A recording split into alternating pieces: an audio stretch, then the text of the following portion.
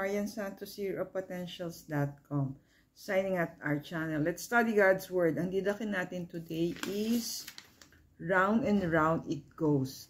So yung Bible verse is from Mark 8 verse 21. He said to them, "Do you not understand?" So the one who wrote today's story is his brother John Escoto of Feast Laguna, Binyan. So ang story ni Brother John is about yung friend niya whose name is Rochelle. Of course, not her real name. So, meron siyang 3 kids with 3 different fathers. So, yung question ni Rochelle sa sarili niya is,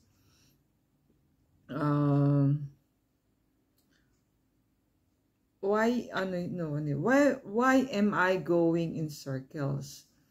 I'm not lucky in life. Is God punishing me? Yun yung question ni Rochelle to Brother John Escoto.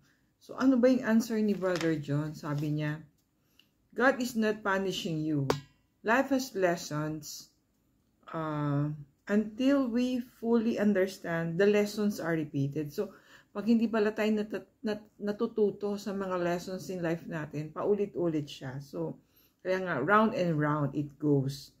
Only when we learn can we move and go to the next level. So, do you not understand? So, that's the question of Jesus. Kasi, yung Mark 8 verse 21, he was talking about sa apostles. So, parang they need to feed yung mga crowds who was following Jesus while he was preaching, no? So, and parang sinasabi niya, what do you have? Do you have loaves? You have fish, no?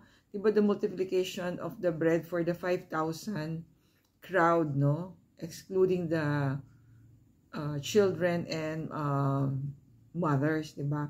So, parang sabi, do you not understand? Hindi niyo ba maano na I can feed these people? You just have to give me with something, with what you have, no? So, yung with what you have. So, parang may loaves of bread sila. Kaya nasabi, do you not understand? Parang paulit-ulit na lang, pero hindi nyo pa rin nagigets that we can feed these people. You just have to give me what you have. So, parang sa atin din yan, di ba? We always start with something that we have. Parang we cannot start from nothing, eh. So, whatever we have, we start from that.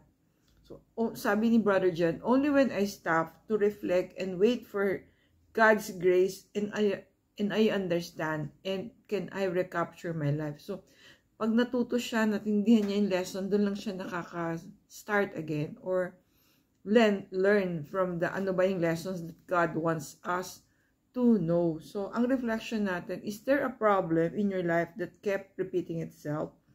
Are there lessons you haven't learned and actions you have not taken? So, this is the question in us, no? So, baka we are repeating our mistakes, our fumbles, our what? Yung mga things that we have to give up, things that we need to stop.